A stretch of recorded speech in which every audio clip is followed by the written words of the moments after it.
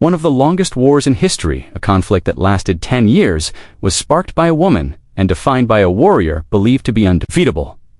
This is the legendary story of the War of Troy. The tale begins around 1200 BC, when two Greek kingdoms, Mycenae and Thessaly, stand face to face on the battlefield, with their armies ready for war. Agamemnon, the king of Mycenae, tells Triopas, the ruler of Thessaly, that he admires his army and wants it. Triopas firmly refuses. If Agamemnon wants his army, he says, he will have to fight for it, and if he wins, he may claim not only the army, but the entire kingdom as well. To avoid massive bloodshed, Agamemnon proposes an ancient solution. Instead of thousands of soldiers fighting, each side will send out its greatest warrior. The outcome of this single combat will decide the fate of the entire war. Triopas immediately agrees and sends forward Boreas, a terrifying giant, nearly 8 feet tall, radiating raw strength and intimidation. Now it is Agamemnon's turn to summon his mightiest champion, Achilles. But Achilles is nowhere to be found. A soldier reports that he did not arrive with the army, and that a messenger has been sent to fetch him. Meanwhile, Achilles rests calmly in his camp, seemingly unconcerned about the urgency of the battle. After some time, he finally arrives at the battlefield. As Boreas steps forward to face him, Agamemnon, furious at Achilles' delay, rebukes him harshly and declares that he deserves punishment for his arrogance. Unshaken, Achilles fires back, "If you're so eager for battle, why don't you fight it yourself?" and begins to walk away. At that crucial moment, Agamemnon's wise advisor Nestor intervenes. He reminds Achilles that a great warrior does not turn his back on destiny. One victory could end the war instantly and save countless lives. Agamemnon, who was a proud and domineering king with many rulers under his command, and Achilles was part of his dominion. Yet Achilles did not fear him. Tension always simmered between the two. Agamemnon envied him, but he also depended on his unmatched strength. Finally, Achilles steps forward into the arena. With a hint of mockery, he remarks, "Imagine how interesting it would be if a king fought his own battles." Then he advances toward the towering Boreas. The fight begins and ends within moments. Moving with lightning speed, Achilles strikes once with perfect precision, bringing the massive warrior crashing to the ground. He then turns toward the enemy ranks and shouts loudly, "Is there no one else? Is there no one else? In other words, is there anyone else who dares to stand against me?" After his challenge echoes across the battlefield, silence falls. The opposing army stands frozen in shock and fear. Once the duel is over, Agamemnon hands over a seal and orders, "Take this to your king." Achilles responds coldly, "He is not my king," and walks away without looking back. The scene then shifts to Sparta.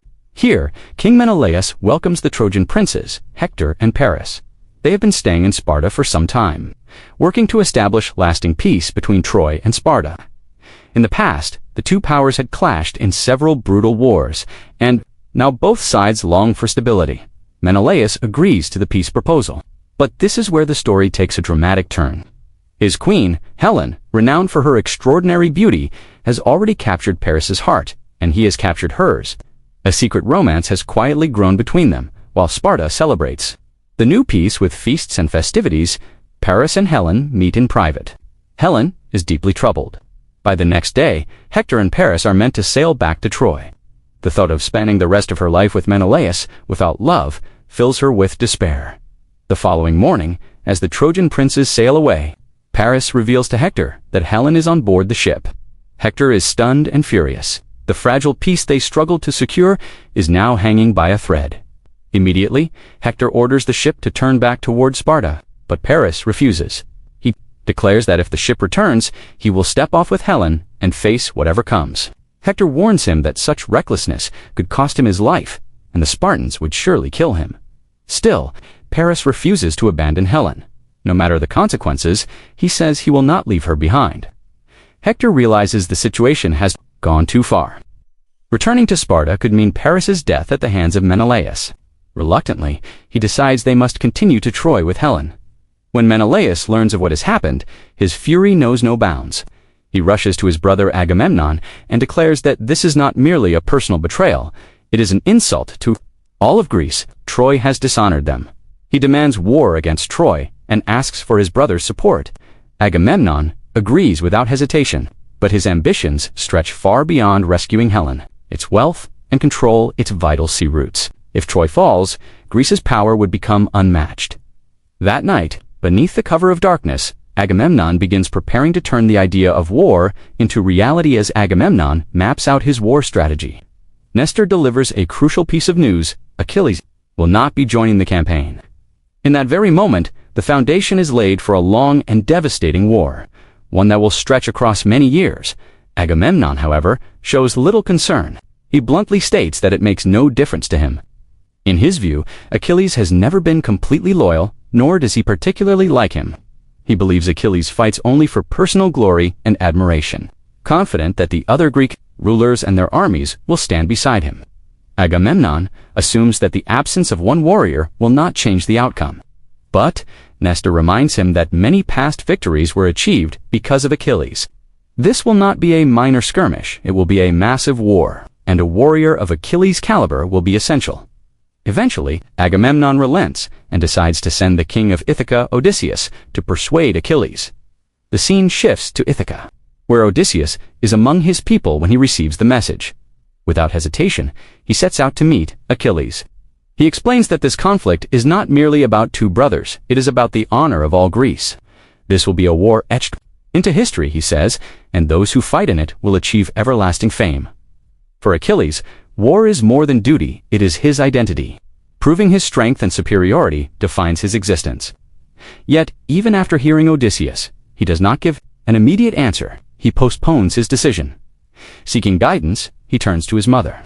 She reveals two possible futures.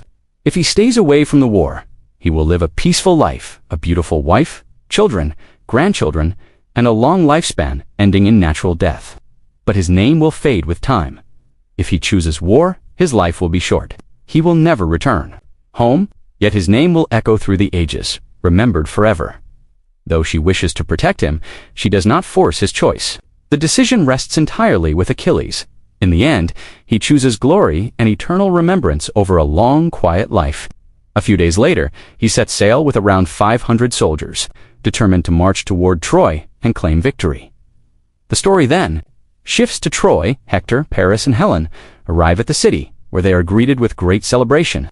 Paris presents Helen before his father, King Priam of Troy. Even though Priam knows that Helen is the wife of Menelaus, he raises no objection and grants her refuge within Troy. Priam gives her shelter in Troy, but Hector is not happy with this decision and still believes that Helen should be sent back. That night, Hector speaks to Priam in private and says that if Helen is not returned, they will have to face a massive war. He warns that Agamemnon has wanted to rule Troy for many years, and this would be the perfect opportunity for him. Hector admits that fighting such a huge Greek army will not be easy. However, Priam says that for the first time he has seen true love in Paris's heart, and if Helen is sent back, he might lose Paris forever. He also reminds Hector that the walls of Troy are extremely high and strong, and no enemy has ever been able to break through them. On the other side, Agamemnon is marching toward Troy with his army. As they approach, he notices a ship sailing at the very front. On it stands Achilles with his elite soldiers, known as the Myrmidons. These 50 warriors were personally chosen by Achilles, extremely dangerous and loyal only to his commands. Achilles is the first to land on the shores of Troy and immediately launches an attack. The Trojan soldiers are already prepared and rain arrows down on the Greeks, killing many of them. But Achilles moves forward with a well-planned strategy. As soon as he reaches the beach, he and his warriors begin killing the Trojan soldiers. One by one, when thousands of Greek soldiers are seen advancing toward the city, the people of Troy panic and run into their homes in fear. Hector arrives at the beach with a few of his men. By this time, Achilles has already destroyed the temple of Apollo and killed the priests inside. Hector and his companions fight bravely, but all of his men are eventually killed, leaving him alone, trapped between Achilles and his army. Instead of killing him, Achilles spares Hector's life and says that he does not wish to kill a prince on the very first day of war. He tells Hector to return home and prepare for battle the next day. After this, Achilles' second-in-command takes him back to the camp, where a girl named Briseis is being held as a war prisoner. Briseis was found in Apollo's temple and is actually a princess of Troy, the sister of both Paris and Hector, and extremely beautiful. Briseis is terrified, because torture and assault are often considered common for war prisoners. However, Achilles assures her that she has nothing to fear. He personally unties her hands and promises her safety. Meanwhile, Achilles receives a message from Agamemnon summoning him. He goes to meet him, and Agamemnon says that the beach of Troy. Agamemnon tells Achilles that he has done well by winning the beach, and from that moment a new tension begins between them. He says that they have already won half the war, but Achilles forgets that history remembers only kings, not the soldiers who fight for them. Agamemnon wants Achilles to bow before him, but Achilles does not truly accept him as his king. In his eyes, Agamemnon does not possess the qualities of a true ruler, and that is why he dislikes him. Agamemnon then declares that all the jewels and treasures looted from the beach belong to him, and Achilles agrees, but Agamemnon does not stop there. To humiliate him, he orders his men to bring Briseis before them and announces that he wants her as well. He says that from now on, she will bathe him every night and share his bed. Hearing this, Achilles loses his temper and draws his sword, ready to fight for Briseis. However, Briseis herself stops him and says that enough blood has already been spilled today, and she does not want another life to be lost because of her. The next day of war arrives. This battle is to be fought on the mainland of Troy. But Achilles, still furious over the insult, refuses to take part in the fight. The armies of Troy and Greece stand face to face. Hector and Paris step forward to speak with Agamemnon and Menelaus. Agamemnon presents two conditions to Hector and says that if they are accepted, the war will end immediately. The first condition is that Helen must be returned to his brother in front of everyone. The second is that Troy must surrender before him. He claims that he will not rule Troy himself. Their king will remain, but whenever he calls them to war, they must answer. Hector rejects both conditions and declares that not even a child of Troy would kneel before a foreign power. After this, Paris proposes a one-on-one duel with Menelaus, saying that whoever wins will have Helen. Menelaus accepts the challenge confidently, believing defeating Paris will not be difficult.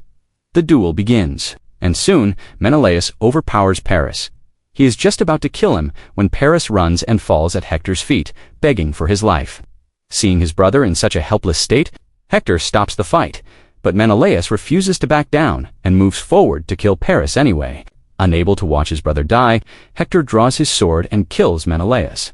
The moment this happens, Agamemnon's army launches a full attack on Troy.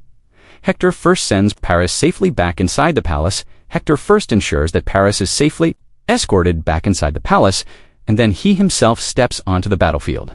In the clash that follows, he kills the mighty warrior Ajax, who is considered one of the strongest fighters in the Greek army.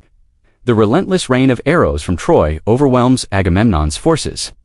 Many Greek soldiers are slain, and eventually, Agamemnon is forced to order a retreat. The day ends in a humiliating defeat for him.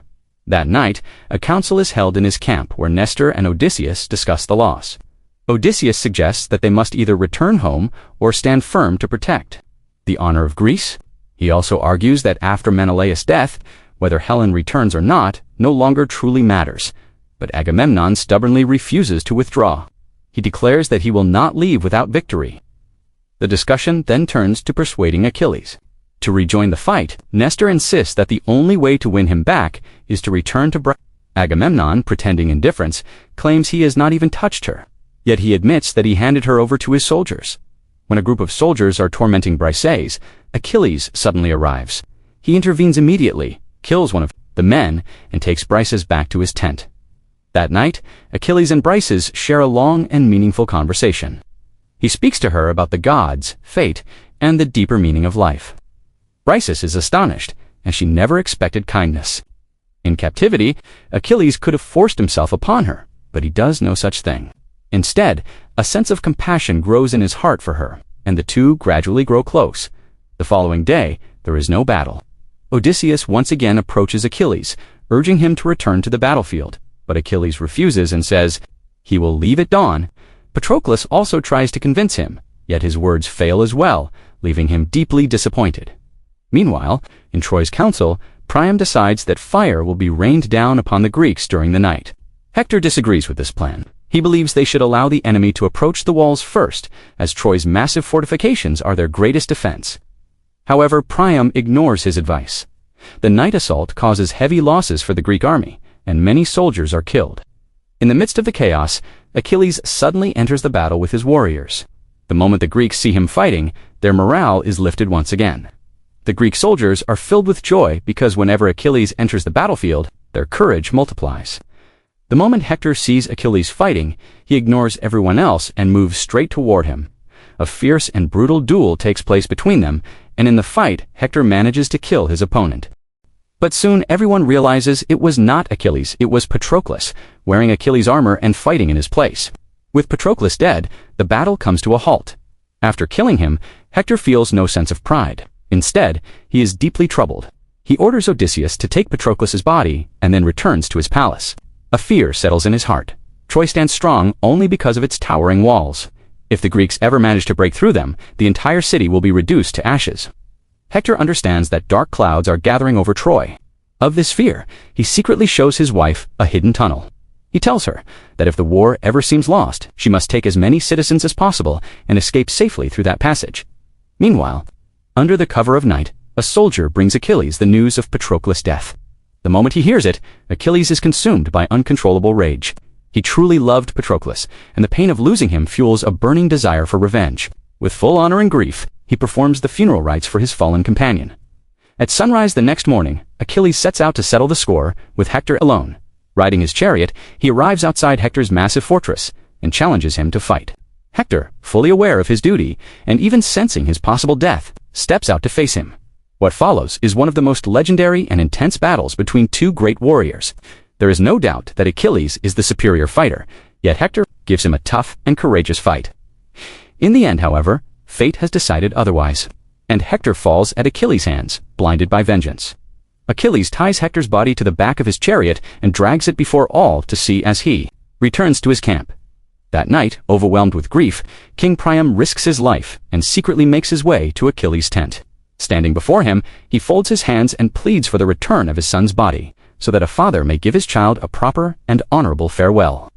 Seeing Priam's courage and sorrow, Achilles seeing Priam's grief and courage, Achilles' heart softens. He regrets his cruelty and returns Hector's body to his father with full honor and respect. During their conversation, Achilles asks how long the mourning rituals last in their land. Priam replies that the period of mourning continues for 12 days. Achilles responds that in his homeland the tradition is the same, and he promises that for those 12 days no attack will come from the Greek side. He also sets Briseis free and sends her back with Priam, which only deepens her respect for him. When Agamemnon learns that a truce was promised without his approval, he is furious. He feels that his authority has been openly challenged. Still, a few days pass in uneasy peace. Despite this pause, the towering walls of Troy remain the greatest obstacle for the Greeks. They realize that capturing the city through direct assault will not be easy. While reflecting on this problem, Odysseus comes up with an unusual idea. After noticing a small wooden horse toy, from that simple sight, a bold strategy is born. Under his direction, the Greeks build an enormous wooden horse and leave it standing near the shores of Troy. Then they dismantle their camp and withdraw, creating the illusion that they have accepted defeat and sailed away. When the people of Troy see the massive structure, they are astonished. Some priests interpret it as an offering to a god, claiming that the Greeks are seeking forgiveness for their past actions. Paris disagrees and advises that the strange object should be destroyed immediately. However, Priam chooses to show mercy and orders that it be brought inside the city walls with celebration and pride. The horse is pulled into Troy, rejoice, unaware that what they have welcomed is not a gift, but a carefully crafted trap under the cover of night. While the city sleeps peacefully, the hidden warriors inside the horse quietly emerge. Silencing the guards, they move swiftly to open the main gates. The waiting Greek army storms into the city and begins unleashing devastation. Amid the chaos, the flames, and the cries of the people, Achilles is not searching for treasure or glory. He is searching only for Briseis the Greek soldiers. Set the houses ablaze, they slaughter children and the elderly without mercy, and commit brutal acts against women in the open streets. Amid the chaos, Agamemnon seizes his chance and kills King Priam. Witnessing this horror, Briseis is devastated. She falls before a statue of a god and begins to pray. Suddenly, Agamemnon approaches from behind and grabs her. In a cruel and degrading tone, he says he wants to taste the lips that Achilles once kissed. During the struggle, Briseis manages to pull out a sharp dagger and drives it into Agamemnon's neck, bringing the ruthless king's life to an end. Agamemnon's soldiers rush forward to kill her, but Achilles arrives just in time. He cuts them down and saves Briseis. However, as he helps her to her feet, Paris, standing at a distance, begins firing arrows at him. Briseis screams for Paris to stop, but he refuses and continues shooting, piercing Achilles with one arrow after another. Mortally wounded, Achilles takes his final breaths. He begs Briseis to leave him and escape immediately, warning her that Troy is burning and her life is in danger. With tears in her eyes and a heavy heart, Briseis flees through a secret tunnel alongside Paris and the surviving children. Achilles dies there, and when morning comes, the Greek soldiers find the body of their greatest warrior. They are overwhelmed with grief and despair. Odysseus ensures that Achilles is given a farewell worthy of a legendary hero, with full royal honors. Thus this epic tale comes to an end. Troy is a remarkable historical drama inspired by the epic poem The Iliad, written by the famous Greek poet Homer. It tells the story of the Trojan War along with the bravery of Achilles, Hector, and King Priam. But the story does not truly end there. After the war, Odysseus' long and perilous journey back to his kingdom of Ithaca became famous as the Odyssey. It took him 10 years to finally return home, facing countless monsters and the wrath of gods along the way. If you enjoyed this story and this chapter of history, be sure to like the video and share your thoughts in the comments.